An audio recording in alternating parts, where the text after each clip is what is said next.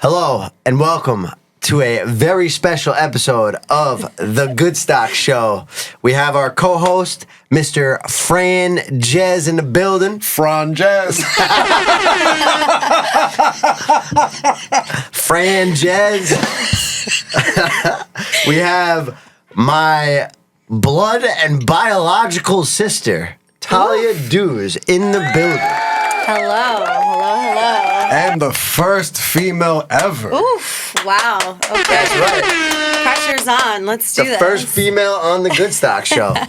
Welcome to the show. Like always, we have our man Weeping Will Smith behind the camera. Woo!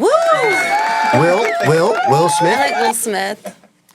We have Mayor Marc on the sticks, coming hot off of a show last night. He had a show in Harlem. Shout out to you. Anyways, Thank you. What's up, Talia? You are my sister. That I am. You are my brother. Yeah, how you feeling today? What's going on? I'm feeling good. I'm feeling really good. What did you do today? Taught some classes, meditated, yoga, took a 2-hour walk, listened to all 90s music, and now I'm here. This is my last stop of the day. Hell yeah. 90s music. Yes, all 90s for 2 hours. That's what stood out to you, 90s music? Well, we like John. Yeah. The 2-hour walk got me. Yeah, 2-hour Like walk. it started That's with Ja intense. Rule. Like I was in like the J-Lo, Ja Rule, Ashanti vibe. And then, then it went to like Unwritten, Natasha Bedingfield. Oh, I love that. It's a great Then song. I listened to Frequency music. And, While you were on the 2-hour walk. While I was on the 2-hour walk, yes. Terrific. Mm-hmm. Speaking of that, I try to do walks without my phone. I try to leave my phone at home. I'm not saying I'm better than you. I'm not. But like, what I'm trying to do is segue into the next question. Let's talk about phone addiction. Does social media and like just being on your phone scrolling, how does that affect you? So I used to always say that I wasn't affected by my phone and that it didn't have this hold over me. But recently, I've been more aware that it's the first thing I do in the morning. It's the last thing I do at night. Yeah. And when you take your awareness to how many times you check your phone, also there's this new thing now, or it's not new, but I'm like, I'm new to it, where you can see how many hours it shows you on your phone at the end of each week, how much screen time you have. And you'll straight up see, like, you were on your phone for 7 hours a day last week. That's per ridiculous. day. You had 6 hours a day of screen time last week. 6 hours a day of looking at your phone. That's a I mean, full-time mind you, I job. teach all day, so I'm like, my Spotify is always on, and I'm always making playlists, and it's not all social media, but still 6 hours out of your day of being on this device, the screen. What's your screen time?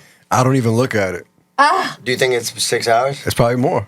Shit. I do a lot on my phone. I edit a lot of my phone too. Like all my Yeah. photos, like all my photo posts and stuff.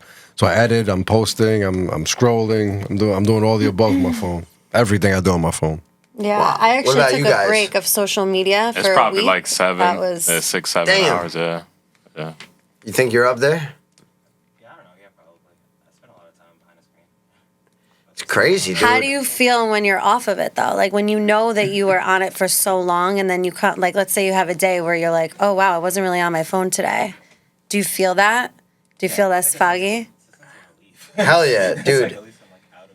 This morning? Yeah. Wait, now that we're on this topic, actually, I broke the cycle this morning because I do the same thing every morning. Yeah, we were even talking about before, this. even before my eyes open, I'm like, all right, and I go to grab my phone and check it. That's right. It's so bad. This You know how morning, many things you're putting in your brain that right off the bat, you're don't need just to feeding be yourself absorbed? fucking information Yeah. and just shit hitting you. Anywho's, this morning, I had the battle in my head while my eyes were still closed, and I was like, subconsciously going to reach for my phone, and I was like, no, today we break the cycle, and we stop. And it was today. My first thing I did, I went out and I sat on that beach chair and just sat in the sun for like 5 minutes and just sat there. Yeah, then I 'cause went and checked my phone. But I think it's important to like wake up in the morning and connect to you.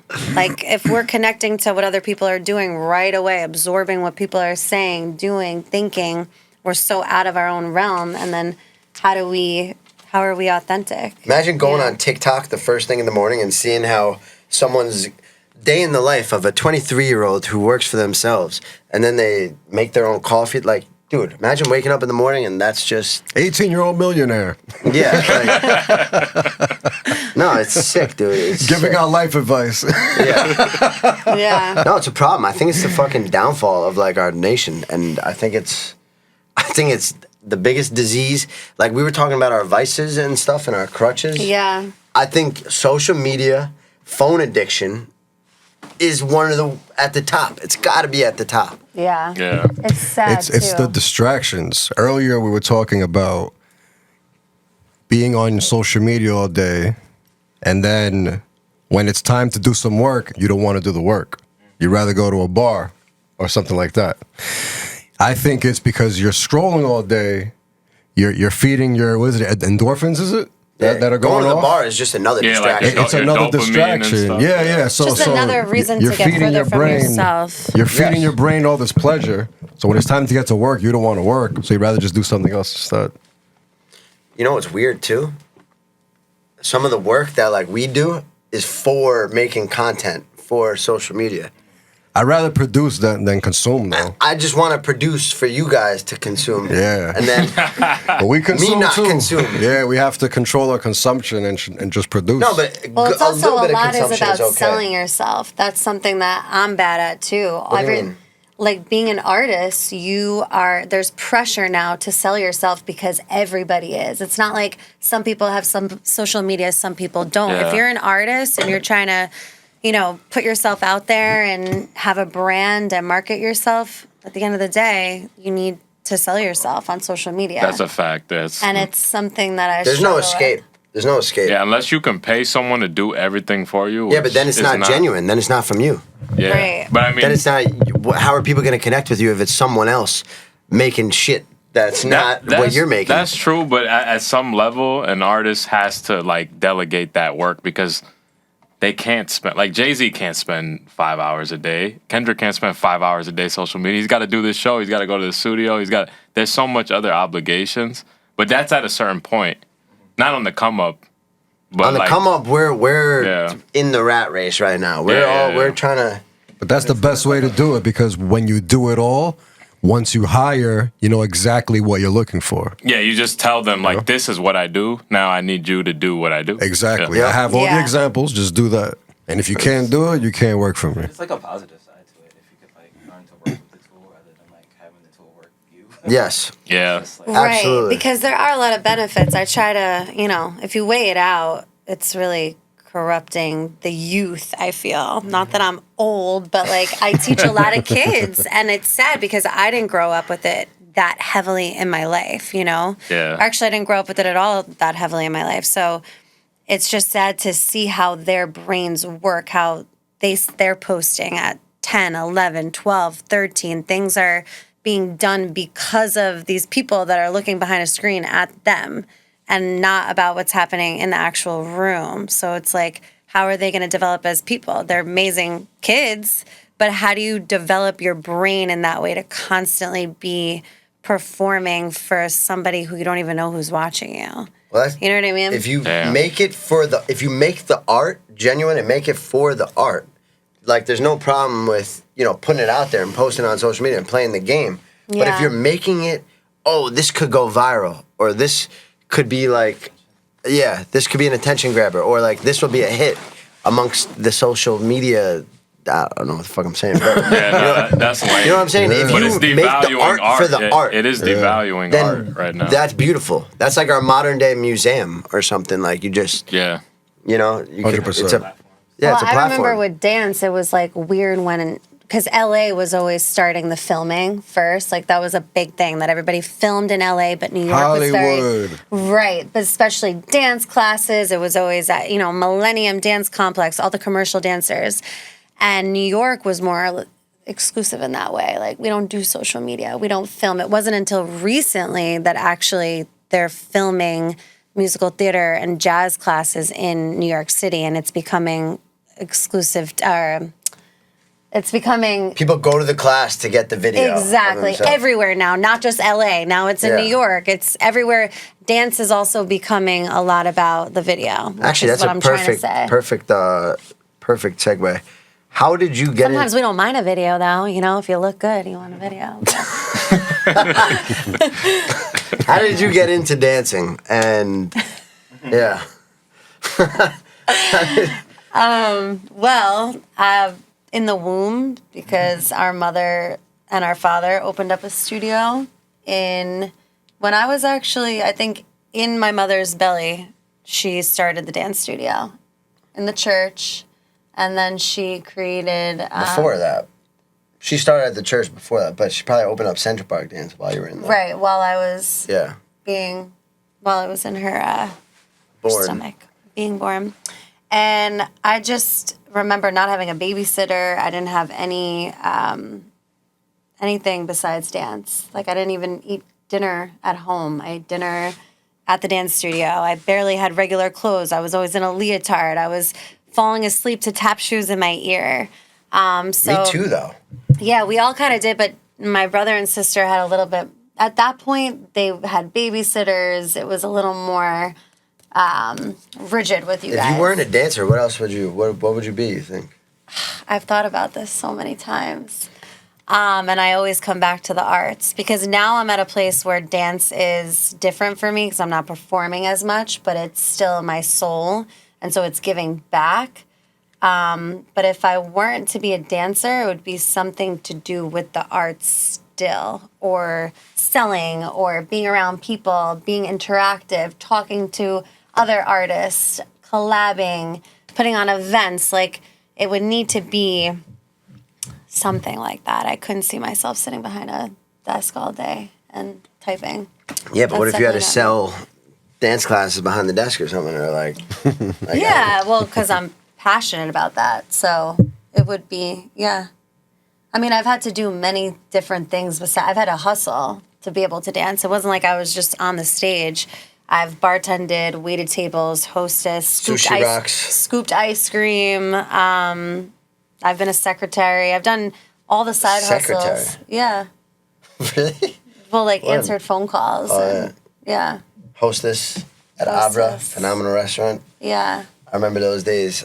You think that's product versus nature, kind of like you just, or is that not the right? That's like she just grew up completely behind the scenes, not even behind the scenes, in the scene.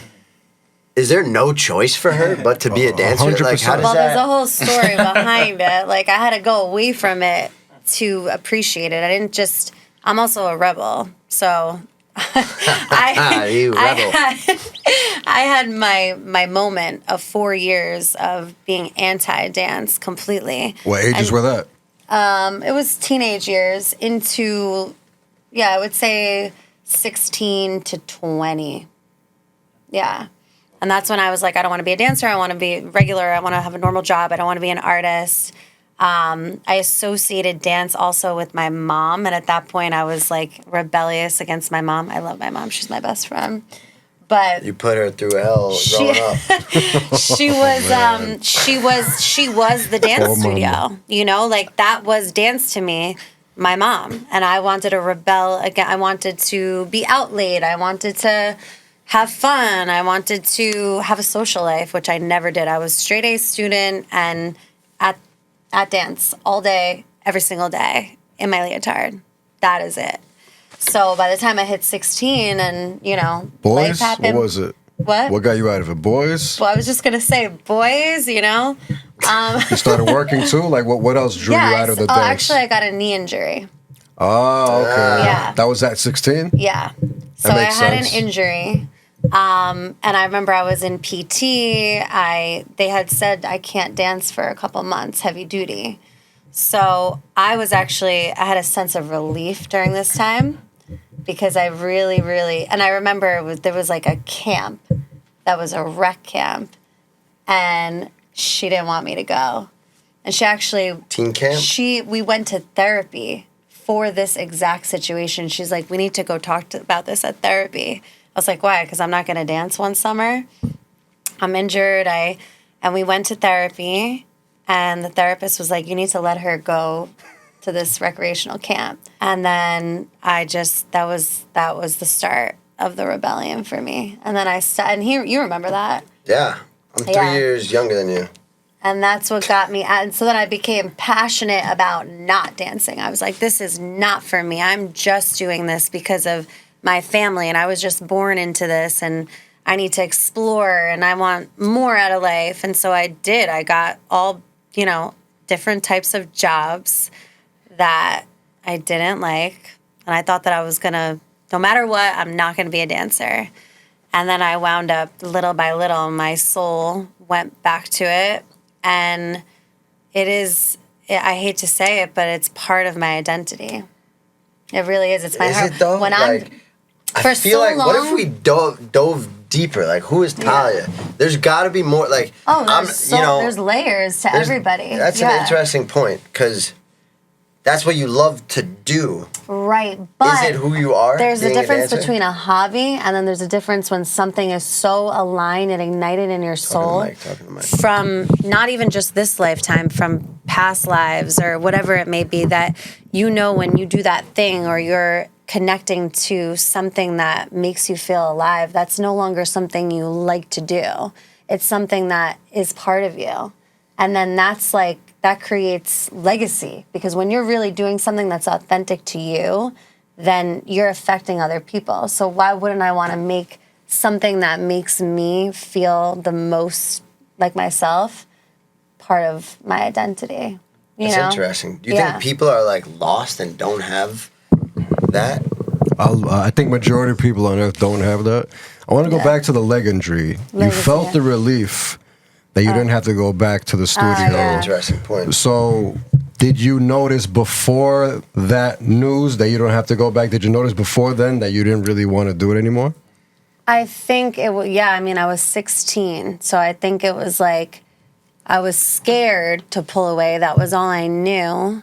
And then when it was almost like the universe, God, like, okay, she needs to be pulled out of this. And yes, so the answer to that question is I think subconsciously I did know. And I think that moment was necessary for me to then go back, love it. Like, sometimes you gotta, everything, people, jobs, whatever it may be, you have to let things go to see where you stand with it. And if it comes back to you, and if it comes back, then that's how you know. Yeah, that's very true. I think with dance, it was something that I let go of, and my heart, my soul, everything. I got lost in a relationship, and I tried to avoid it with everything, and then nothing could stop me eventually. Like, once I went back to it, I was like, this is it. This is the love of my life.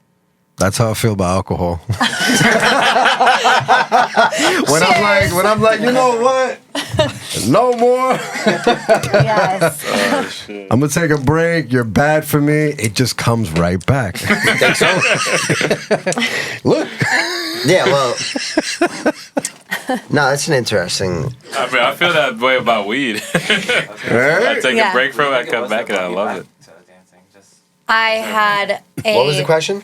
Like, what brought you back to dancing? Was there a specific moment? I think I was in like a lost... The question was, what brought you back to dancing? I think I was in like a lost phase, and there was an audition for this professional Broadway semester at one of the best studios in New York City. And I remember hearing about it, and I was training again. Like, I was doing dance for me to stay in shape, because once you start being physical like that from like 2 years old, your body gets addicted to that in a way. So I think I started doing dance again as a thing to stay in shape, as ballet, jazz, kind of just staying in shape. And then, I was in a good place to start auditioning again. And there was this professional semester. I just went. I remember not even thinking about it. I just went. And I got in with a scholarship for the summer. And that was I met the best friends there. So many doors opened after that. Right after that, it was like, one job after the next, touring, traveling, living my best life on stage. So that to me was just one of those moments where the universe, again, it just happened at the right time. I had been putting myself back out there while still having other jobs, like getting myself into shape. And then this audition came and I said yes. And that was my way back in. Talia, Yeah. what else keeps bringing you back? Are you addicted to the performance aspect of being on stage, getting the applause, feeling the energy of the crowd? It's a beautiful feeling. Yeah. That or like just the art of choreography, of dance, of just losing yourself in the moment in a dance class, or I think both, but I think used to be chasing the highs and the lows, or the highs, because it's you ain't it's chasing like lows. alcohol. You know what I mean? You're like, oh, true. I have to get on stage again. So no matter whatever it takes, I'm gonna do anything I can right now. I'm gonna wake up at 4:30 in the morning and put my name on that Hamilton call for Broadway so that I'm not 500 on the list, so that I can get back on that stage. So that's what it was. And then it turned into, because then it becomes about the hustle of it. Because you're like, I just got to chase that feeling. I need to be high all the time, getting the applause, feeling that validation, which is what you realize as a performer afterwards, or like kind of longer into your career, that it is a lot about validation. So then I got to a place where it was not, I realized that dance, and this was where the real love came in, that it wasn't about chasing anything anymore. And I was trying to say, sorry, I'm all over the place. I was trying to say to myself in those years when I was in my lows with my career and not on the stage, that I don't want to make dance my identity. I kept saying that to myself. And now I'm saying over and over again, dance is part of my identity, because I'm not in that place where it's in and out. It's always in me. So I'm not chasing after the stage anymore. I'm chasing after the feeling of what I give other people when they dance, or how I lead a room, how I teach a class, how I can see other people absorbing. And the then feeling that you're gives me the giving high. them, are you giving it to them so that they could perform and then chase that feeling of performing and then getting the validation? Yeah. But then also, I also That am was in, kind of It was deep. Yeah. That was deep. yeah, but more so tapping into a vulnerable place. So not just Yeah, it's an expression. It's like just pure training art. to be really good and at what we do, and going past the limits and blood, sweat, and tears. But then also the other aspect of being able to share this art that is very vulnerable, and that when you see those little girls, they take your class for the first time, and then you see that, like, at 8 years old, it's like 7, 8 years old, you see the click of like, I want to do more of this. Like, this feels good. This effort, this work, this progress, this feeling as a little girl, you see that in them. And it's a beautiful thing. It is. Yeah. You're seeing people. It's kind of like that here at Stockroom a little, seeing like some of these artists like find their voice and confidence. Right. Like they find themselves through this artistic expression. That is Yeah. a fucking beautiful thing. It really so if is. we can be the conduits of that to give it to other people, we're doing something. We're like right. the first guinea pigs of it, low key. Dude, We did it you with hear- ourselves, and then Wait, what'd you say? we're like the first guinea pigs of the Oh, yeah. experiment. Yeah, because we did it here with ourselves and our own music, and then we do it with other artists. 100%. Yeah. Also, if you heard at Goodstock, there was like 3 or 4 artists that were like, "This is my first time performing on stage," Oh yeah. and like they killed That's it. powerful. Like you wouldn't. It is, yeah. It's a powerful thing to put yourself out there. And you're giving that to other people. That's cool. Well, being in Miami was a whole, I don't know. Yeah, we Dude, can, you are reading. I didn't even see that. Look at that. Look at that. That was my next question. Well, that's perfect, because being in Miami actually shifted. Well, you asked the question. Sorry. No, the question literally says Miami-New York. So, Yeah. so Wow. I just wanted to talk about it. So with what you. brought you to Miami? Yeah. Oh, what brought me? Since I don't know, Yeah. I'll ask. No, he's in that. Yeah, he doesn't. Well, what's funny is that I did want the pandemic or COVID happen, and I wanted to move to Miami like everybody else did. And then I met a guy who actually lived in Miami, and we started dating seriously, and then I wound up moving there. And yeah, I'm spontaneous. I just do things like that. And then ended up living there for For 2 years. 2.5 years or so. Yeah. So Miami dance and New York dance is very interesting, though. They're totally different. It took me a while to kind of jive with the Miami vibe. I mean, it's very Latin energy, spicy, which is great, but there's not much jazz or technique. Like Miami's still trying to find its place with the arts. Even with actual art, like if you go to Wynwood, the art is all, there's just one guy who has like all the art in Miami. And then there's Art Basel, or Art Basel, I can never say it right, where they bring all these amazing artists in, and it's beautiful. But that art is not in Miami all year round. All year round, you see like bubble art everywhere. So it's very like, it's not. What's bubble art? What's bubble art? I'm sorry to cut I you don't off. know. Like, it's bubbly. It's bubbly. Like, it's not like Picasso. Oh, you know? okay. Yeah. That makes sense. Yeah.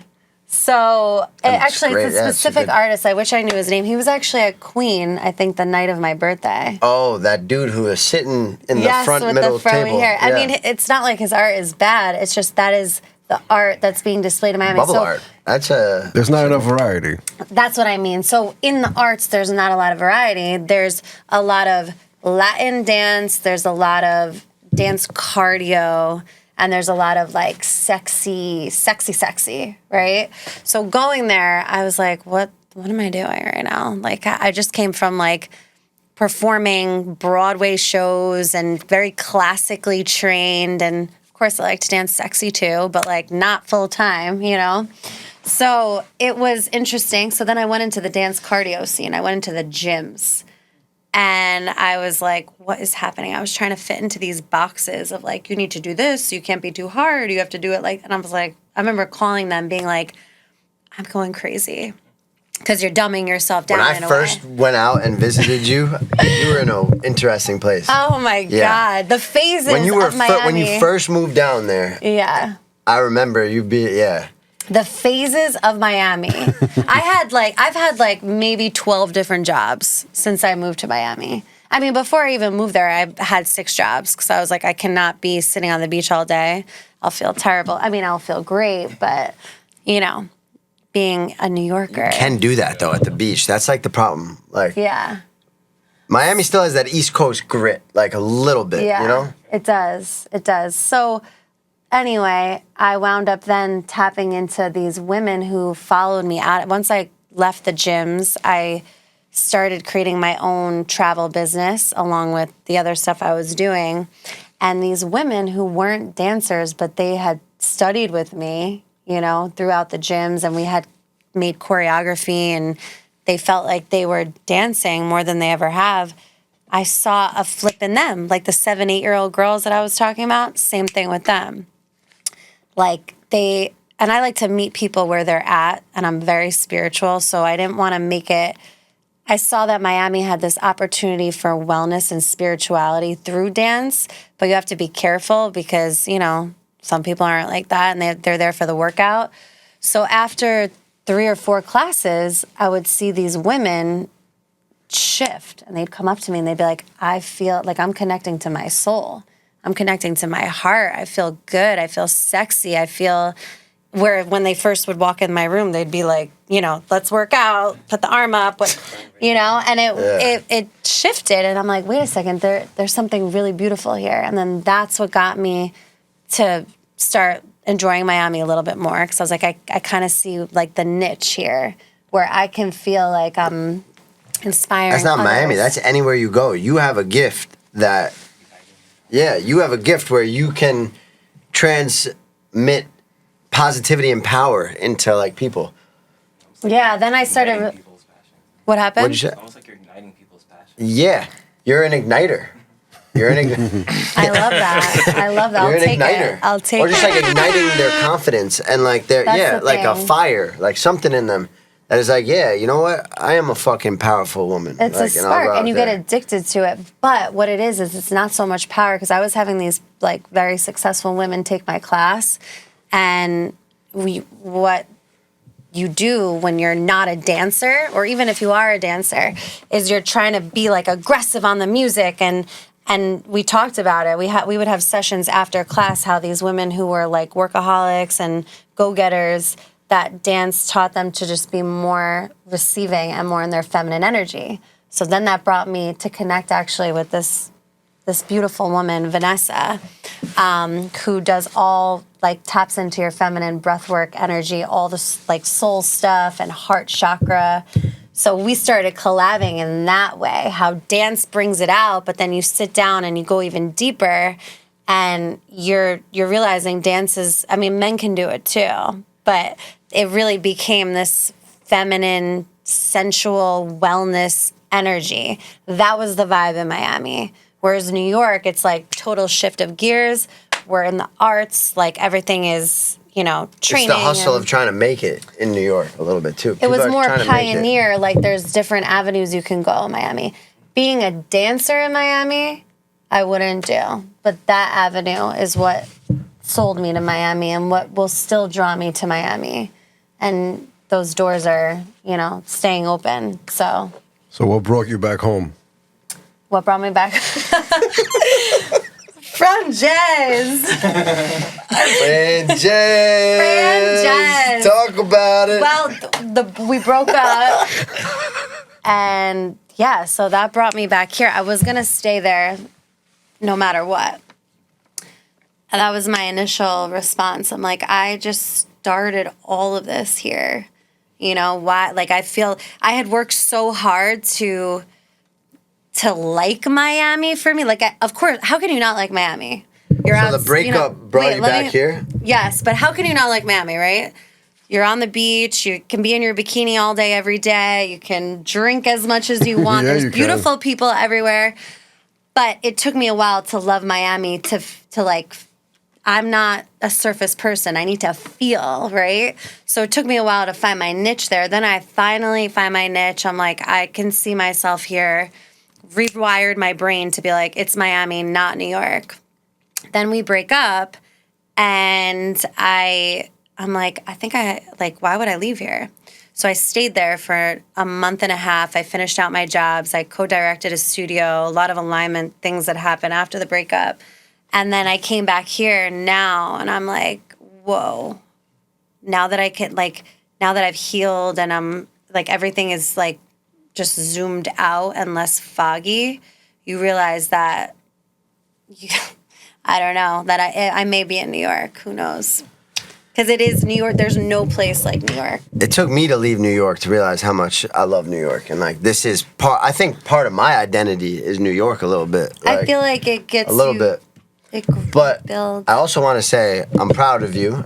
And no, I've been in the rebuilding, healing, heartbroken phase. I've been there not long ago, so I know what it's like to go through that, and it's not a fun journey at all. But there is light at the end of the tunnel, and once you go up, Marc literally experienced me through all of it. Yeah. They were here for a majority of it.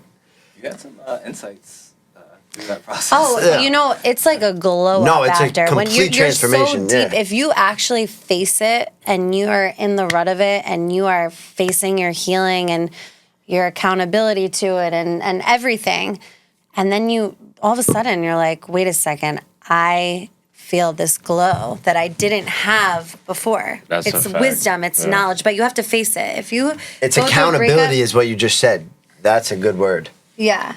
But if you go through a breakup and don't face the music, then and find your vices, right? Other people, drinking, smoking, whatever it may be, it's going to take longer for you to heal. I think you figure out somewhere along the way, it's like you think you lost something, but then you realize you never lost any. Like, you didn't really lose anything. You never owned them to begin with. Exactly, you but never owned- They were never yeah. You have yours. to let people go. Yeah, Yeah, they're exactly. never yours. Yeah. Like, we're our own people. sometimes you gain the knowledge, like the experience of the experience itself. Yeah. I said in the song, you only gain stuff. There's so much peace in knowing that nobody is yours. Yeah. You know? Yeah, I said in the song, I said, I lost the love of my life, but I found myself. Anyways. He's like, I just gotta get that line out. Franjez! The questions. He gives me very little questions. Franjez is good. This guy. I got one more question. This guy's good. Not for now. Right now, I got one that I don't want to forget. How am I doing, by the way? 'Cause this is my Amazing. first It's just podcast. conversation. Am I rambling? Okay. No, you're killing it. So boom. Earlier you mentioned a past life. In a past life, do you believe in reincarnation? Yes. Where'd that come from? Not religion. No. So our parents brought parents. Our parents. Our parents. Carry on.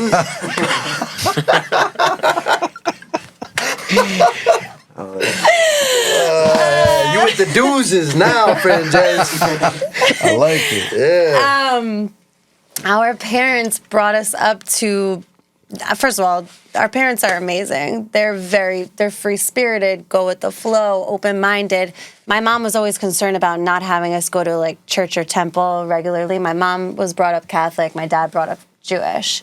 So I think there was a point where she was like, am I doing wrong by my kids by not having them go somewhere to practice a religion? But she always connected us to God. She always said, pray to yourself, pray to God, put white light around you. And I think we had this belief in our household that there was something so much greater than us, or it is us, right? Whatever you want to believe. But I was always spiritual. Like my grandma's very spiritual. She passed, but she used to say things that I used to say to her that I don't even remember. So I know that I was always that way, but then little by little through certain little tears of my life, this last moment of this heartbreak. More layers that are shed the closer you get to yourself. This last moment was like the next tier of spirituality for me because I could only connect to my faith. And then the reincarnation has been existent for me for a while. Because actually I have a funny story about my grandmother. Am I rambling, Franjez? Talk about it. We have to cut some of these words out. I'm saying a lot of words. No, you're good to go. Okay, so my grandmother, amazing goddess woman, she is. Phenomenal. I was maybe 5 like between 3 and 5, not sure the exact age. And she was my babysitter growing up.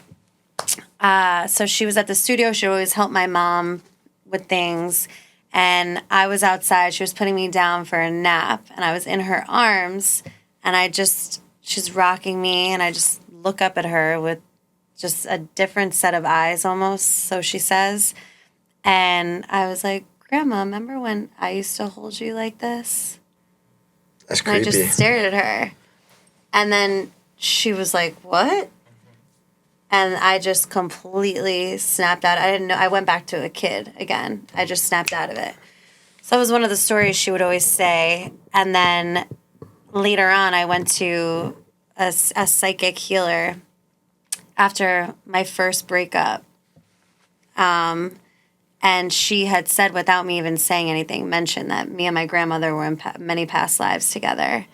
And that was my first kind of moment of past life, like introduction of, let me like look into this, right? Because past lives are pretty cool.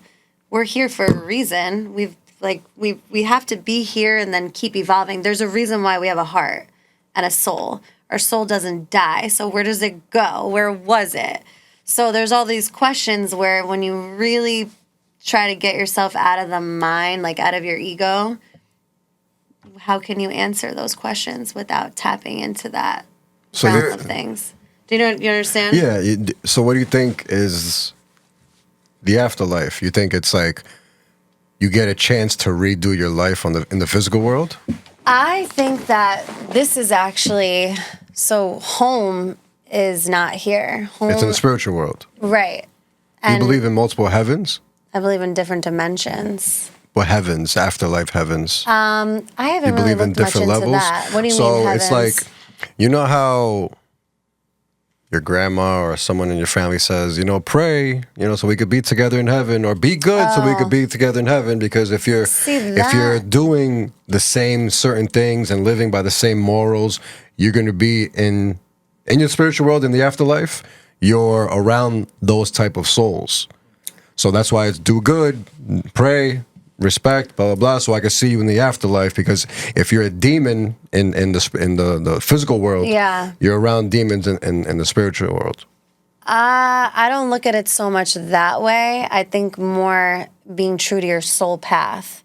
So when we're brought back here, like I believe that before we come into this life again, right? You have soul contracts, or you have things that you need to experience that's part of your path to lead you where your soul wants to end up, which is being your most authentic self, right? Finding your soul's journey, your soul's path of what you're meant to be There's here something for. deeper, bigger guiding us. Right. So I don't, well, saying. it's us too, but I don't think it's more so about being good or bad. I think that we're gonna, we're not all saints all the time. We're good. If you're a good person and a good soul, you're always gonna lead with love and good intention.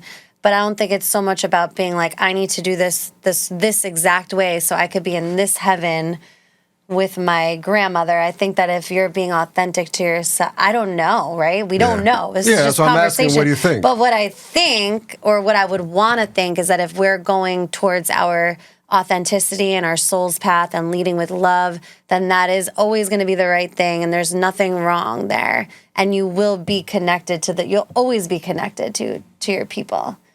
No matter what, to souls, spirits, other dimensions, whatever it may be. I mean, it's complex, but then it's also not, because it's very simple. We just lead with love, and you're led to the promised land. Have you seen the movie Everything Everywhere All at Once? Anybody?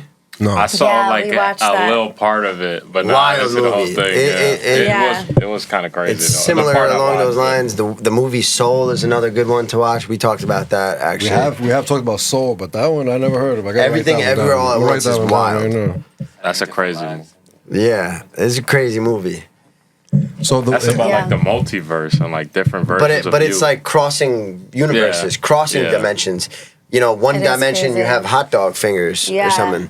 Or like, that was the stupidest example I pulled up. Okay, how are we doing? Don't want to create. Adults want to be boring and mature. Yes. Tapping into your child is that creativity. Well, I don't think they want to. I think it's just something that They have the naturally- choice. They no, have we've the been choice. culturally, socially conditioned from our birth. Well, from to take things generations. serious, and when you're an adult, you got to take things serious. You're right. Someone was talking about this the other day to us. I think rolling? it was Lux. Are we rolling? Yeah, Oh, we're we're rolling. rolling? Yeah, Oh. we're rolling. Let's Yeah. do I think it was Yo. Lux actually. Who is it? J.P. Morgan or something?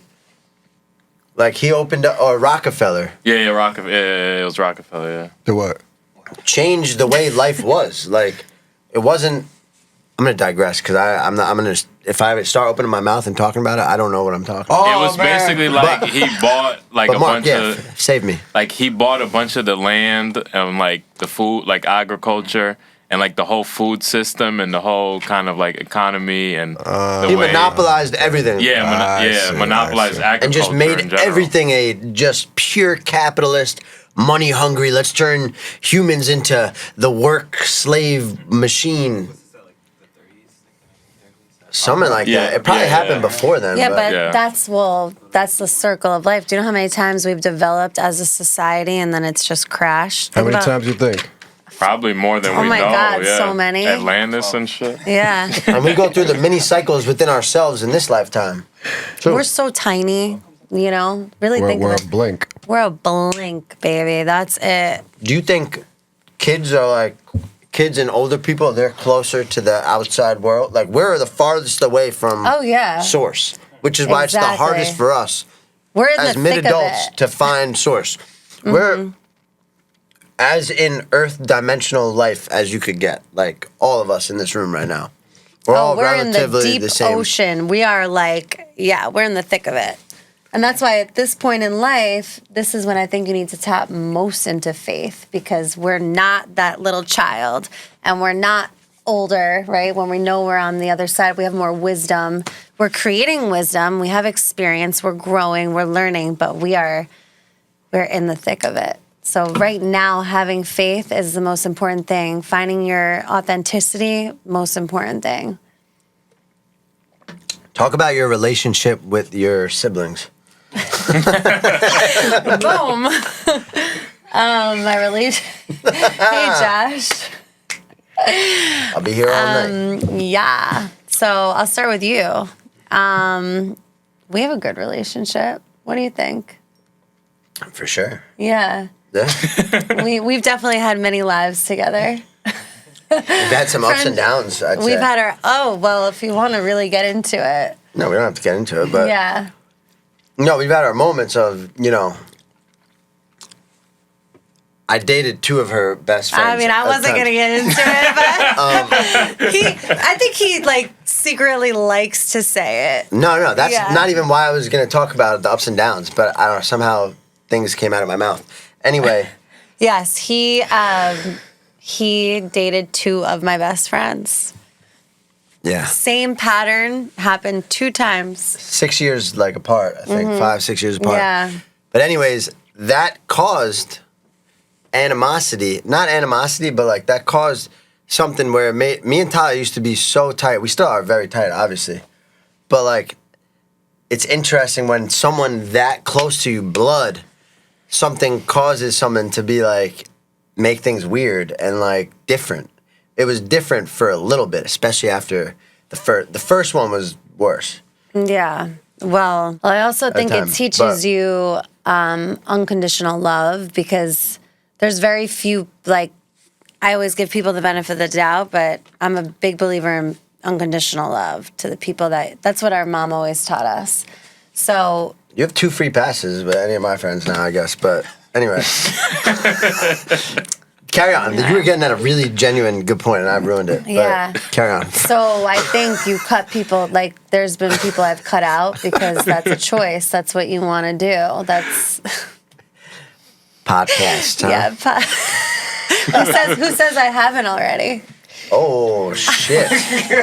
Hey. Kidding, joking. Wow. All right. Okay, anyway. So how was let's that? go Him back. dating your friends? Yeah, I mean, you weren't happy about it. No, I thought it was, he always undermined it, so I thought it was he had to grow up to be able to realize his place in it. And I think the first one, he was so young, we didn't blame him. I say we, it was me and my mom. Yeah. So I think that it was more okay, this is this is interesting that this happened, and kind of poor Josh, he's 22, Josh was living the dream at the time. That was not poor Josh at all. Well, yes, because if you would have knocked her up, poor Josh. Whoa. Yeah. There was a lot of things that could have happened. Right. There's a lot of avenues, and you had at that point you weren't developed at all. She had full control over you. Well. Yeah. Yeah. Be humble. She had full control. It wasn't that she had full control. It was that I was head over heels, a little bitch kind of. I was not a little bitch, but I was so she did have full control. Okay, But your brain isn't even fully developed until 25, not at 26. all. His brain was not. Yeah. So I think then the second one, it was kind of all right, Josh. Then it made me be at first I was not mad at there was nothing that I blamed for Josh with the first one, and then the second one I was you're older now. Second one you were mad at me. Big time. Because you did this already, and now you're disrespecting me. I felt disrespected by you because I felt our relationship should have been more important, and truth should have been more important than that. We didn't lie about it. We said the truth. Well, we're not going to get into it right now. No, the first one. You know what? Let's get into it. No, no, I don't want to get into it. The first one we kept a secret for Marc, 8 months. Okay. The second one we said it right away. I mean, not Marc. Sorry, Will. I was just wondering, since the first one happened, were you clear about I don't like that this is So the first one, sorry, I didn't even let you finish your question. You got it though. Were you clear about you didn't like that he Yeah, Like, but when why the did- first one, I was also that it was happening when I was like in my best days of my dance career. So I was touring. I wasn't around. Like I was subletting my apartment in New York. I was on the go. I constantly had jobs, dancing, traveling. And so when I found out, it was when I was away. And so it was kind of like it was not even real to me. And then he moved to California. Like we never really actually talked about We it. never resolved the first We one. never too much. resolved the Kinda first just one. fizzled. And maybe that's why the universe brings things again. But Let's Damn, work through it that's right why. now. That's why. okay, Franges. That's why.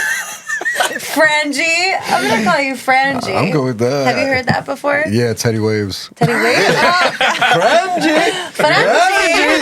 Yeah, the first time he came on my pod, yeah, he called me Frangie. Classic episode. Yeah. So so I think unpack it right now. Tell him how you feel. What? About what? no. The second I one? think the second time it was more like, Josh, you need to take accountability of your role in this. This is not. Yeah, but it something wasn't that just you- like, hey, Wait, I'm hold hooking up on. with your friend. Like, This we is were not- madly in love with each other This for a is little not bit, something you know? that you can regularly do and repeat to your sister every time she brings a new friend, and they become like this sisterhood for 2-3 years, and then you go and do this thing. So that stopped me from trusting you. And so now, In general? I mean, me and my mom make jokes about it all the time because I have my core group of people, but as an artist, as people who are outgoing, we always meet new people all the time, and I create new friendships all the time. So now I'm more selective with the people that I bring around to my family inside my home because not only do I not trust them, I don't always know that my brother has learned his lesson from it. Wow. Because secretly, deep down inside, he's like, it's still cool to do that. It has nothing so to do he with still has needs more involvement. Okay. Can we, now that we're talking about it, it has nothing to do with like, yo, this is cool. Like, This all has to be cut. Okay. No, let it keep going. no, it has nothing to do with like being cool. Let me hook up with this person. It's like there's a actual connection and a serious thing. Like you don't find that real connection that often. So when there's a real connection and a real chemistry, I think I'm if it get- was wait, real, you would have shh, ended up shh, shh. marrying this person. okay, well, think- life happens. You know what happened. Everybody knows what happened. But anyway, I think that's her problem. Is she knew you weren't 100% in. no, I was 100% in. No, but I knew you weren't going to marry this person. So you're not 100% in. How do you know Right. you're going to marry anybody that you're Damn, with? that's crazy. And I did want to marry Is them. that really 100% in? Like Yes. you gotta marry? Yes. No, yourself? well, it's That has to more be so- the goal in a real relationship. It No, has to and be also- lifelong. going into And any also, I relationship, knew though, that is like you want to prolong this, and hopefully it's something that is worthwhile. No, but from the outside looking in, it was like, oh, we have this undeniable chemistry. Lust. Okay, lust. Okay, cool. Now you have me in the equation. I'm supposed to be your best friend, and I'm your sister. And you guys are telling me you have this undeniable lust. So then it's like, where is Talia in this? Do we really give a shit about no, her? but that's Not selfish really. a little bit. No. But You- but Did you hear that? No, because he doesn't. See, he's still not accountable. When you wanna when you're talking a serious relationship, you do know that's I knew in the beginning. Okay. Like dude. But I feel like Josh was judging. I was around a lot during that whole time, actually. Like, Marc, Yeah.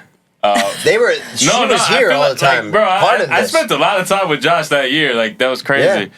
So I feel like when he got together with that person, he did. well, of course it's It was going to a- be. There's was a- nothing it was a fake light- it was about a- it. It was real. It was so real. Nobody's in that saying sense, it's fake, but why Yeah. open up the door when you're like, okay? no, like, but in that there's- sense, you should be like, wow, my best friend, my I brother should are be like- actually madly in love with each other. This is beautiful. I don't My think you were sister meant- and my brother. Yeah, Perfect. yeah, exactly. Right? So why don't you think of it that way? Right. My good no, friend. that's how asking you. that's how I did. But I'm think asking about you why. it. Oh, you did? Wait, But two what do you people mean? that are Why very didn't you close to feel me like, wow, my have real brother and feelings my for each sister other. are together? I think I was also trauma. That was a good question. Okay, but I think that I also still had stuff. I mean, think about the situation before that, right? So it was kind of like Scared you're it was gonna happen again. It was like, you're doing this to me again, Josh. But it And wasn't to you. And wait, hold on. And then my friend, look, I know. actually, I saw her in Miami, and I was like, listen, it's over. Like, for me, when I'm over something, I'm over it. I think that it takes me a lot to feel inside of me that I need to cut somebody out. It takes like a whole lot. I've only cut 3 people out of my life. Maybe 2, actually. So it's only 3 now. Somebody's hanging on there.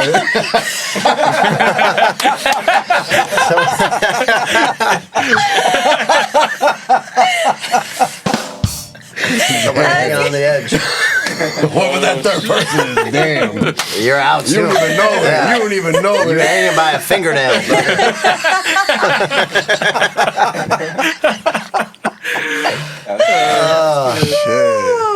So I That's think wild. I actually You wound said up the name. realizing if they really did love each other, then, you know, I was at a good place. I saw her and I'm like, it's all over, it's all said and done. So listen, if you ever want to connect and, you know, it's all good.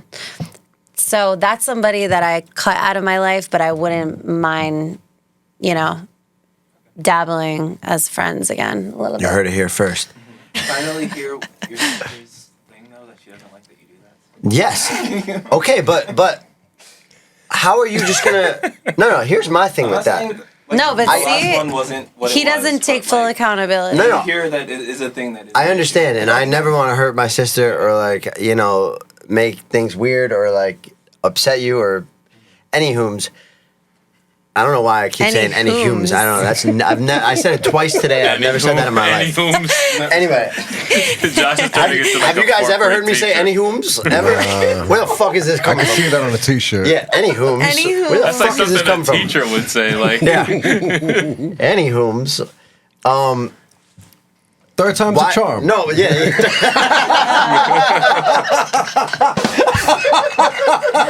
Third time's a charm. Who's your? That's not so funny to me. Oh, that hit a I spot. could. Anyways, why would you shut something out that has the possibility of possibly? That's the thing, the can I finish possibility. Can I finish my story? Go ahead. There could be the most magical love, marriage, beautiful soulmate. There's just so many things that if you never, it's just like, oh, no, can't do that. Then you just don't know. And you don't, you got to try things. Yeah, maybe we crossed the line in some other aspects, and that doesn't mean I have disregards for your feelings and your respect. But it's that curiosity, I think, for man, this could be something really. What if? How magical could this be? I think that it wasn't even a curiosity; it was like an undeniable force and feeling that it didn't matter really. Even I don't know. Exactly, it didn't matter. But it was too much what if to jeopardize. But how does anybody? It didn't jeopardize it. I guess it's weird for I know a lot of couples that are married that are like siblings You and gotta friends. understand, after, once you initiate that, you're putting her in a position where if this doesn't work out well between you, Right. That's the thing. I also difficult knew situation. both of them. I was like, honestly, deep down, I was like, this Right. shit is not working out. And you were I right. knew it. Exactly. I knew like it. So you're so taking for a me, gamble for her. so from the outside looking in, That's I'm very like, true. I That's know true. that this is not going to work out, and they're about to explore it. What if it did? But it was very, I just knew, and a lot of people knew, So I am a very truthful I'm all about love. So yes, if I actually undeniably thought that something would work with him and a friend of mine, do you think I would be the type Yeah, of but person who that are would be you to like, be? no. Who are you to be the judge of that? You know why she's a good judge of that? Because she knows you very well and, And I her was friend best very friends well. with her. She knows what type of Right. guys she likes. So, Yeah, you're and probably the best that's- judge of That's that. why I thought. That's why You're I thought. probably the best judge. Right, and that's why I thought, wow, this is so selfish. They don't even realize how selfish it is because it's such a what if, let's dabble, but nobody was thinking about the third party in the equation of the what if that was such a capital, huge letter what if, because everybody on the outside knew it wasn't going Well, to last. to all of Talia's friends out there now, I am taken at the moment, and Third time's a charm, baby. no, I'm saying I'm with someone that's not one of Talia's Yes. friends. They became friends afterwards. Building off of all but like, what do you guys think love is, or what is like the highest form of love to you? Oh, That's Will. a crazy question. That's a deep question. You want to answer first, maybe? I don't know how to really answer that question. What is the deepest form of Or love? like the love that you're pursuing? Because it sounds like you have a different idea. I know. I have an answer. That's funny because I wanted to ask her something like that because I'm not pursuing anything. But I wanted to ask you, since you've been in long-term relationships, Yeah. actually both of you, this is a good question for both of you. Well, I've never made it over a year and 2 months, but Really? I'm in the longest relationship I'm in right now. My Year and 2 man. months, but I like that. Congrats, I guess. thank you. Yeah, I go all in. So, what do you think are the most important components of a successful romantic relationship? And I ask that because doing spiritual, seeking and all that, I noticed you guys have to have the core has to be similar. Your core values have to be similar. Yeah. So this is really crazy because it's out there, but if both parties believe in God wholeheartedly and they devote their lives to God, that to me is the perfect concoction for a successful relationship. I like that. Yeah, I think that also, if you believe in God, if both parties are believing in God, then they're believing in themselves. And if they believe in themselves, then they love themselves. And if they love themselves, then they can love another person properly. So it really trickles in, to so much. And then when you believe in that, you want to grow with the other person and for the other person. If it's one person that is growing and the other person isn't, then that's, or one person who thinks that they don't need to grow. I feel like you should be a reoccurring guest on this show. You're good. This is good. The energy in this room right now. Actually, it's been good. the most engaging This is- conversation. this is- It was the argument, though. I think that was the yeah. best part to me. But Can everybody It felt feel? like- it Does felt everybody like feel more- that? it There's felt like something more- good going It's on. also, Yeah. and it's like a really good topic. I've been told Yeah. that I should do podcasts before. Oh, here we are. This is the first one. it's the Douz blood. You guys are That's the lit. naturals. His first episode was like 150th. It was amazing. Really? It was Not because I very was fan- on it, but You want to know No, something? but you have so- a good flow. Thank you. and I you're showed grounding. her Appreciate that. it last night. Francesca, Westchester, first one? Joe I showed her Rogan. the episode Yeah. of me and you, That was a good yeah. one. That was a real good one. and just because I was like, this is how it's gonna be, kind This of. got killed. They pull out a Bible and all this stuff. Yeah. I saw that, yeah. And she was saying like, he's got a good voice. Appreciate that. Like a Yeah, good you do have voice, a good like a voice good flow. for podcasts, appreciate just it. in general. Yeah, appreciate you're it. good, man. You're good. I appreciate it. That's why we're here. That's why we're all here. I like you know? that. I That's- like that. That's Yeah. why we're all here. You like guys, it. this whole Yeah. orchestra of everything, This is really good Yeah. I energy. fucking love it. Yeah, I love it, and it's I'm good. glad. I'm glad everybody here is on the same page and in it, and the energy in here is great. Facts. So love, yeah. Yeah. Yeah, you finished or do you want to jump I in, think Josh? that I like my answer. I think it's as simple as that. Like, well, there's many things with love, but I think, when you put it that way, if you believe in God, Self-love first is definitely key. and growing, because then if Yeah. you believe in something else, you're growing to be better. I can't trust a person that doesn't trust himself. I mean, that doesn't love themselves. Yes, Because then it's like, but a lot of people. Wait, so I gotta- there's wait, wait, a lot life of to you? fake Do you look love at for someone yourself that's? out Do you there. look at someone?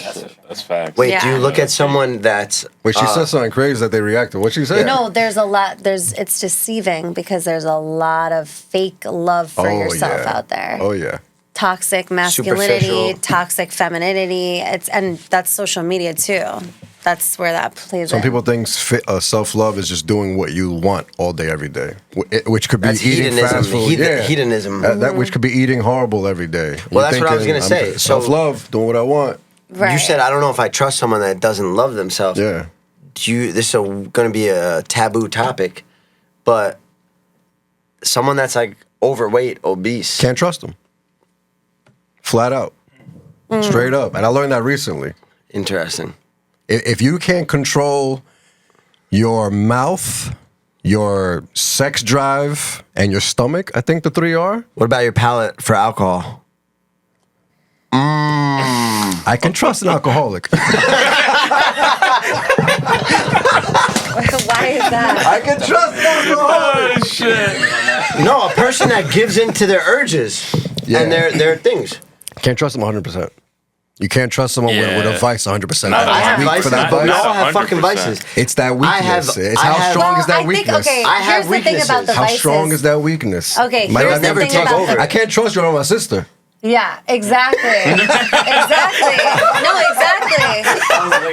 Right, but here's the thing about You don't have it. Do you have a sister? I do. she's never coming around, that's for sure. That's why you never knew she existed. Fred J's sister, next guest on the Right?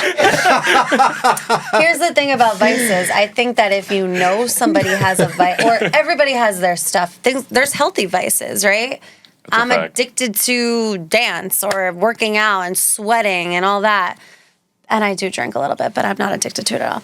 Anyway, but I think with vices, with people, if you know that somebody is constantly willing to grow and they know when to accept that they're overdoing something or they're aware, like I think that's one of beautiful. the biggest things is awareness. Is That's somebody beautiful, yeah. is unaware. It's almost worse though, because I'm aware. I talk about my vices openly, but I still give in to them. That makes me a schmuck.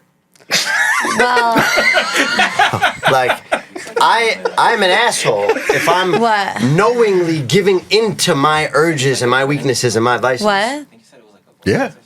Oh, Yeah. avoidance. I get it. Yeah. But you yes. can't trust me because of that? Well, Like I said, around my sister, I can't. I promise you, I don't even... bring that up. Yeah. If me and you were locked in a room with the 12 pack, shit. I know I can't trust you with the whole 12 pack. You know, certain little things, nothing crazy. Okay.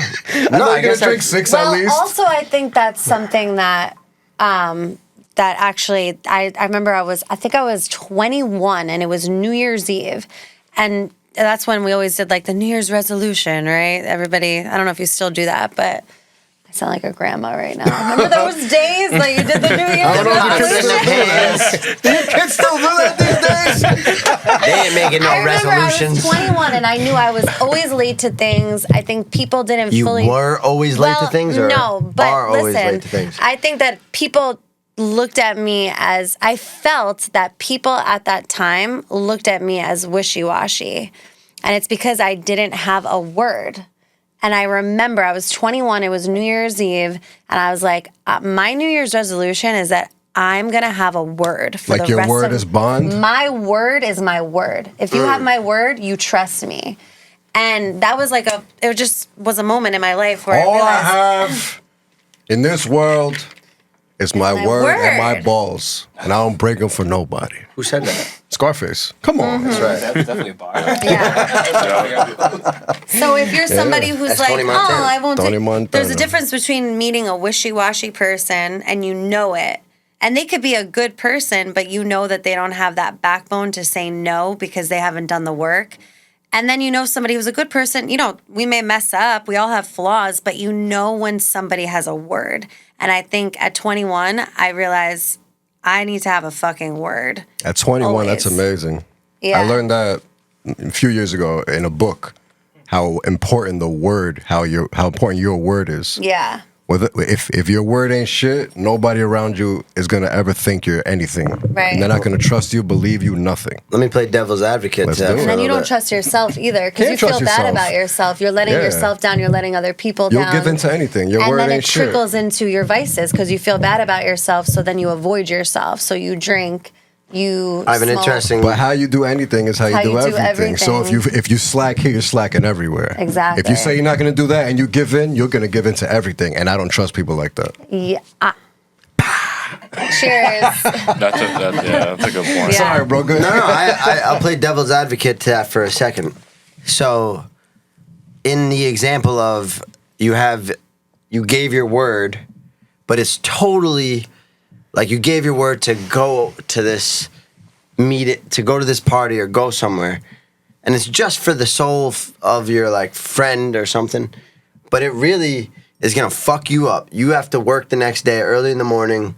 You're exhausted, like you need to sleep, but you're gonna go Those are moments where Wait, honesty comes you're gonna, in. Exactly, You're gonna because your torture word is There's your yourself. nothing that I honesty. respect But you're more gonna than torture somebody- yourself just because you said you're gonna go to that No, thing? no, you you're have to gonna put hit yourself that first. friend up and say, Yeah. "Yo, I can't do it."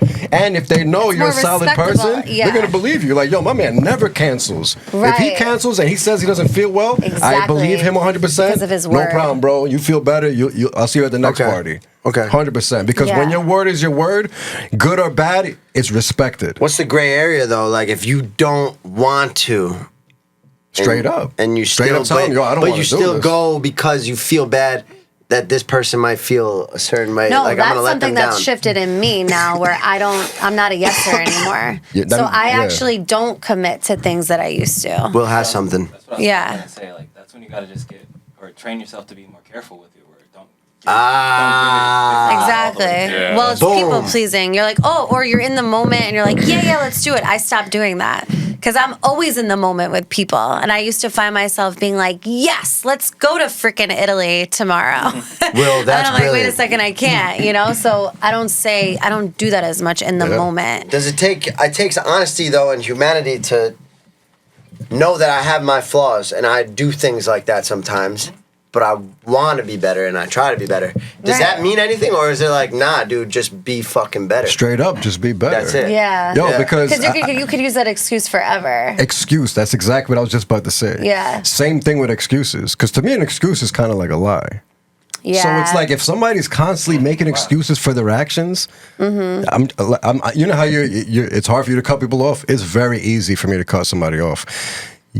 I'm expecting something of you or whatever the case, and you can't keep your word and you're making excuses when the time comes. It's like, I'm going to stop making I can plans with you. cut I'm going to people stop off trusting you. early, but if Yeah. I've given a lot to somebody, that's when it's hard. If it's toxic, it's toxic. You got to You're cut right. it off like That's cancer. something that's like this is what I'm learning now is that at any point you can cut somebody out. If it's not right, it's not right. The only people who like excuses are the people who make them. Oh shit. I just don't take. He's just like float out of his butt. He's like, Yeah, but also, We need NFTs of like franchise quotes and just like Franchi. random pictures. T-shirts, all that. Let's go I don't crazy. know. I don't take things personally though. Like if you're I used to not. If you're like, yo, I can't make it. I'm sorry. Unless it's like, I appreciate that. Unless it's That's like, yo, honesty. I love No, that. but unless it's like, yo, we have a podcast. We have I've something seen we're you doing. take Yeah. things personally. You What? do. When things mean something to you, take them personally. So who are you to decide what people should I take think personally? I need to be less selfish. I'm saying that on camera right now. Yeah. Yeah. Well, That was beautiful. Well, that's I think that's something most of us can. well. yeah. There's a can difference learn. between selfish is good. Some people are not selfish at all. That's true. And they put Some people need to everybody's be needs more before. I think it's a yeah. good balance of loving yourself. When you're selfish, it's not really loving yourself, though, in a healthy way. Because Yeah. you're like, because naturally, nobody would look at you as selfish if you're aligned and you love yourself in like a, only haters. authentic Only way. haters. Like Yeah. Because you're thinking of other people because you love yourself and you have compassion for yourself, so you have compassion for others. If you're selfish, it's not necessarily It comes from putting more like yourself envy first. and jealousy. Like it can come from more of those emotions, like envy, jealousy, anger. or it's like an unhealed version. Can I be of honest and being- vulnerable for a second? Like, Hell yeah. no, my selfishness isn't like, ooh, this is gonna benefit me and fuck them. My selfishness is more like, dude, I need to get myself right. Like, I'm not right all the time, I need to like, I mean, that's not selfishness though. but like, a lot of people take it as like, you only care about yourself. or, Fuck like, what other yourself. people think. That's Yeah. them being a hater. Yeah, that's them. That's what I'm. Yeah, that's what I fuck think people's is hating. opinions. Yeah. It depends on if you have like the responsibility.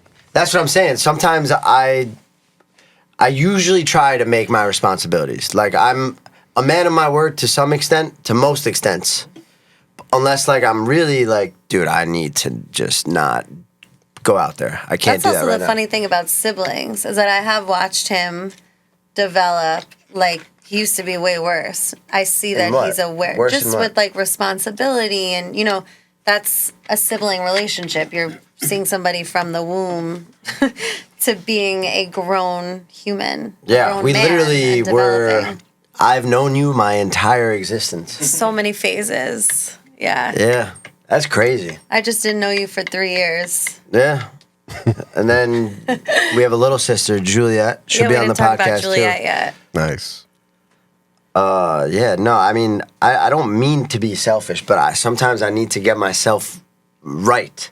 And by that, like, if I have to procrastinate for 4 hours by myself, I need to do that. Like, and it has nothing, I'm not hanging out with someone or not answering texts or something because of, I don't know, because of that. Because like I literally need to just shut down my brain for a little bit or shut down and Be not. with yourself. Yeah. And a lot of people don't do that, you know, and then people think that's But why do I need to explain myself about that? You know? Because some people just like need other people to be there all the time. And Yeah. it's not healthy. Yeah. It's hard being in a relationship with it while you're like this. Oh yeah, that's true too. But I don't think you need to explain yourself anymore. I think you've developed your character to people. I think the people who love you and know you know who you are. And it's like, if I know you're in a mode that you need to be with yourself, people respect that. It's not like, oh, Josh is selfish because he's doing that. You know? Yeah. Maybe you just think you are. No, I've heard it from like friends. Like people have told me like it's only benefiting you. Oh, if no, you there's wanna come definitely out times and where I go could call here. you out and say you're being fucking selfish. Oh, but really? Like what? Tell me. we're not going to get into No, it. tell me. What was the last time? What was the first memory you ever had? Of you. Like, what was the first thing you guys can remember? I don't know why that just hit me, I but have Wow. no clue. I don't like, know. really, everyone take a second. My first memory. Think about the first memory you've ever had.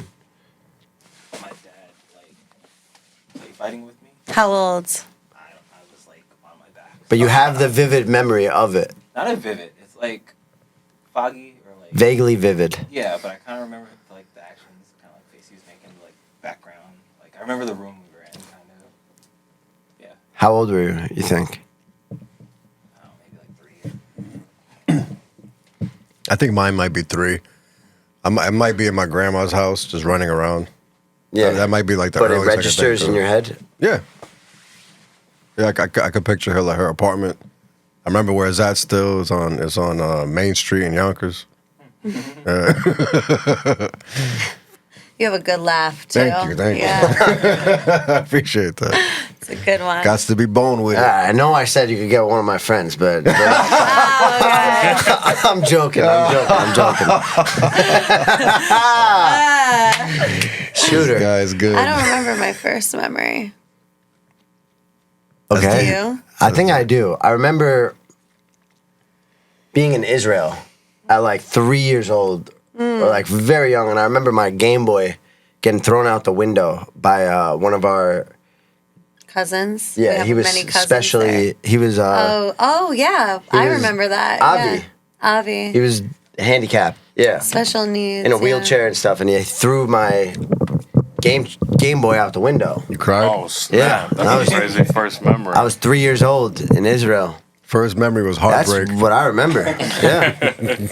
I remember kissing a girl on the lips in kindergarten. You dirty boy. See? Man. Thread.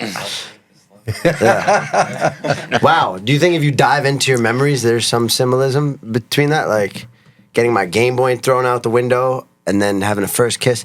I'm Think about how reaching many things we don't remember. Oh, yeah. majority of my life. Yeah. Yeah. Trauma also erases things. You know, like Yeah. our brain works to protect us too. Talia, what makes you feel alive? Makes me feel Dancing. alive. Dancing. Was there a moment Well, that no, there's many things. Riding horses, not just dance. I could feel alive with many things. what makes you feel alive besides dance? That's a good question. There you go. Good question. I think anything new. I love new things that that are not new, that maybe I've done in a past life that you reconnect with, you know, that you're like, oh, wow, this feels good. Like riding a horse, I've only rode a horse. She's been talking about this for weeks. This is my She thing keeps right asking now. me, like, you want to ride a horse tomorrow? And I'm like, what the I am fuck, on Talia? the horse wagon, okay? I want to ride a freaking horse. I rode a horse one time. I was scared when I rode it. And I said, put me on your oldest, you know, slowest horse. Everybody I was with has ridden before. They were like, you know, they did it as young kids and had lessons. And it was my very first time. I think I had just moved to New York City. We went to this place in Brooklyn, in Brightline. Am I saying that right? I don't know. Brightline, Brooklyn. I don't know. And they're like, don't worry, we're going to put you on the slowest horse we have. He's super old. I'm like, okay, great. And I go on, and I was told before that a horse is one of my spirit animals, horse and tiger. And I get on this freaking white horse, and he flies to the front of the pack and leads the entire way of the, whatever you call it, where you're, what do you call it when you're on a horse and Trail? everybody's trail, okay? And I was like, this is amazing. I felt amazing because I was so scared. And then this horse just like, I don't know, our energies connected, and he was like, boom, I'm going to I'm going to lead this line.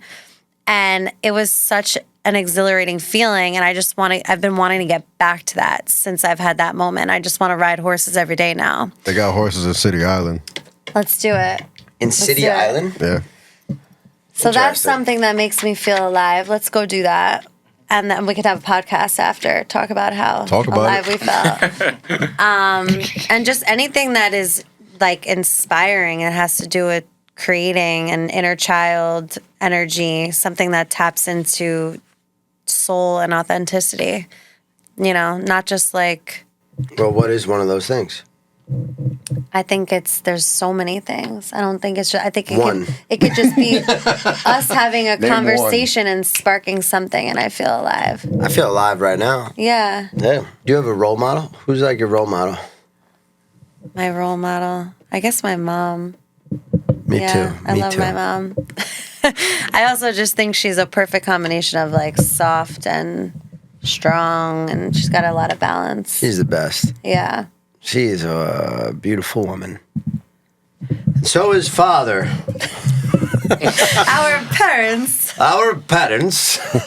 I have about 3 more questions left. Okay. Was there a moment that inspired your self-development / spirituality quest? I think he kind of asked that too earlier. I think there's different, like there's been a couple tiers. He asked, I know what he asked, which was a good question on the fly. Thank you. What, like, made you steer away from dance a little bit? Was there a moment that, like, Oh, you yeah. said your knee? I think there's tiers. Like right now, I'm the most tapped into my spirituality and God. But I think as you keep growing and going through experiences and learning, you either don't and you become really dark because experiences can make you dark, or you see the light and you grow, you gain wisdom.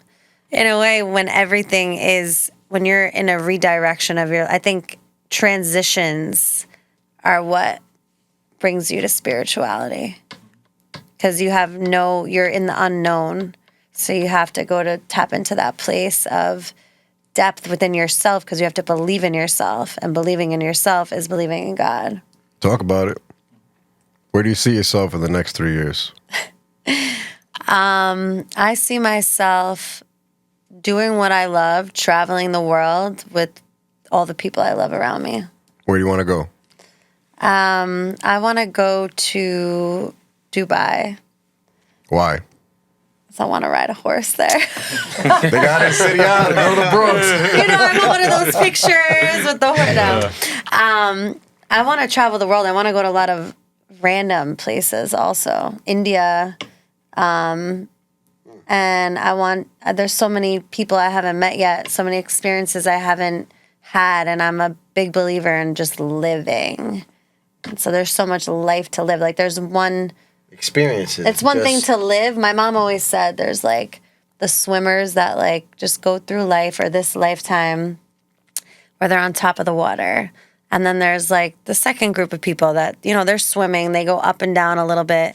And then there's the people that are like, I'm diving and I'm Free coming up divers. and yeah. Well, And you diving feel right it. into You the feel wave. the water hitting you. You're in it. And The then wave you, of vitality, just diving right into it, right? yeah. Where's the best vacation you've been on? Best vacation I've ever been on. I love Israel. What about it? Iceland is beautiful. What about Israel do you like? I think Israel is our roots. So I think every time I go there, I get really connected to myself. I cry in a good way, out of nowhere, with little things, you know? So it feels very much like home, but a home that we barely ever go to. You just feel this like familiarity there. We haven't been there in like, I was there oh, you were there recently. like I haven't been there in 2 10 years years. ago. Yeah. Yeah. Yeah. Iceland is cool. I saw the northern lights there. Nice. Yeah. What about you? My favorite vacation, Thailand. Ugh, I want to go there. Yeah, changed my life. Wow. Why'd you go? The main reason was to swim with elephants, which I got to do. See, she wants to That's ride her dope. horse in Dubai. Wow, my horses Yeah. sound so basic compared to swimming with elephants. I would love to do that. Yeah, it was nice. And the food and just to experience Bangkok, especially. Yeah. Yeah, it's a sick city. Wow. What about Beautiful you people. guys? Any yeah, what Favorite about you guys? vacation? Probably the first time I went to DR when I was a kid, like 6.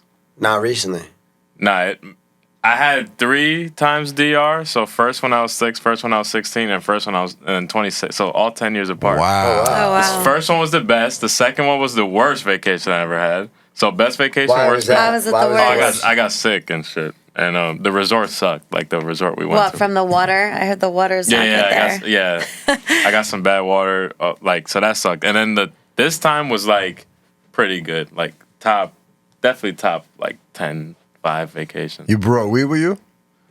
No, I didn't bring it, but we. You found some over there? Yeah. My uncle knows all the plugs. Was it trash? Not? He said it felt cooler. It was trash by New York standards, but I was still like getting like a little high. and Because shit. when you're there, you Yeah. when in Rome. La mota. Mota. See? the creepy.